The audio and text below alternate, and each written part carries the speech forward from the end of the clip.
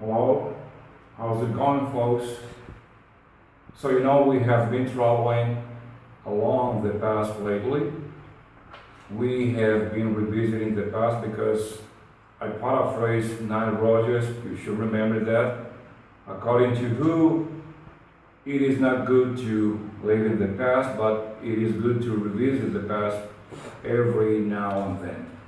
So, while traveling along the past, I gave you this homework, according to which you had to talk about some Presto products so as to advertise these products. And I would like to check this homework now, in which you had to use the past forms of the verb to be, was, and were. So there are not seven, but 5 items in which you also have to use opposite adjectives to compare the past with the present. So what about number 1? That is Presto ice cream, and the adjectives are sad and happy. So let me read the paragraph that you have to complete.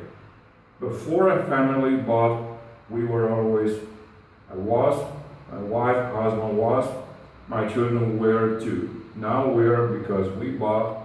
How about you? So come on, what about number 1? Yes? Before a family bought Presto ice cream, we were always sad.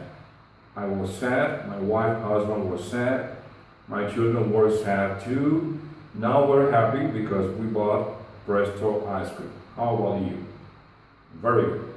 That's very good. So in today's class, we are going to give the finishing stroke to the past simple.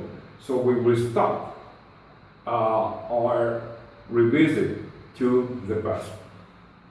And we're going to work with a very interesting structure, a structure that many times you fail to use correctly. And I want to begin by talking about this boy on page 5, perspectives. How have you changed? So his name is Johnny. This is Johnny, and Johnny is an adult now. He's a grown-up man, and he's visualizing his past when he was about 7 or 8 years old.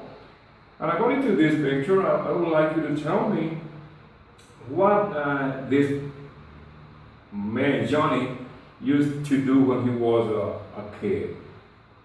Come on. Yeah, so let us say that he used to play with his toys. For example, he used to play with his toy boat.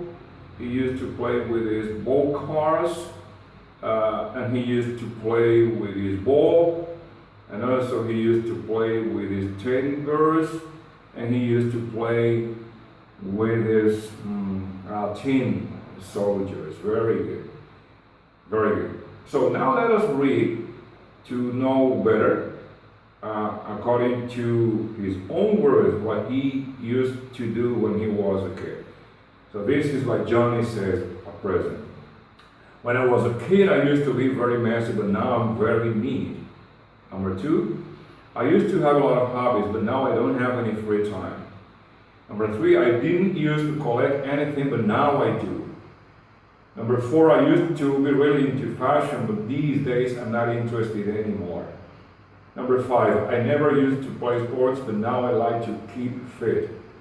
Number 6, I never used to worry about money, but now I do. Number 7, I didn't used to follow politics, but now I read the newspaper every day. And number 8, when I was younger, I used to care a lot about my appearance. Now I'm too busy to care how I look. Alright, so first of all, I wanted to do exercise B here, that is a per word. I wanted to take some time to determine which, in your opinion, which of these changes are positive and which are negative. For example, I think the first one is a positive change because it is good to be neat. So come on. So what about, for example, number two? I used to have a lot of hobbies, but now I don't have any free time. What do you think? It is positive or negative in your opinion? Oh, very good. It is not that positive. It is rather negative, because it is always positive or good to have some free time. That is an English proverb going like this: much work and no play makes Jack a dull boy. Very good. So what about, for example, number 8? When I was younger, I used to care a lot about my appearance. Now I'm too busy to care how I look. What do you think of this? Yes, it is negative, because of course it is always good to let other people see us, in good appearance. All right?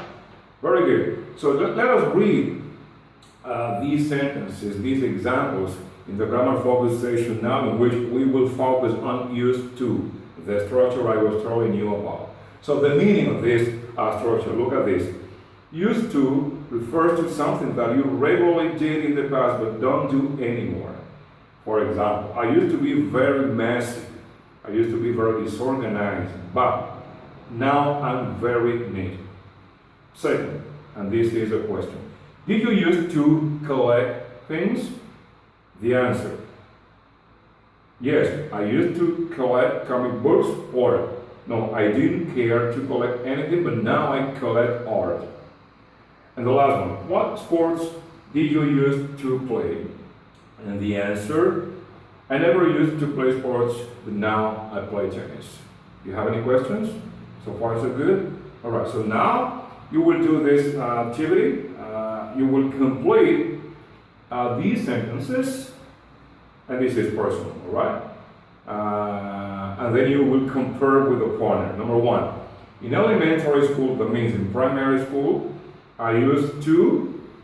Number 2, I used to be, but I'm not anymore. Number 3, when I was a kid, I used to play. Number 4, I didn't used to. Number 5, after school, my best friend and I used to. And number 6, my parents never used to. Okay, I will give you some time. Yes. And finally, in today's class, you will do this third work. How have you changed these things? Write 5 more sentences about yourself using used to.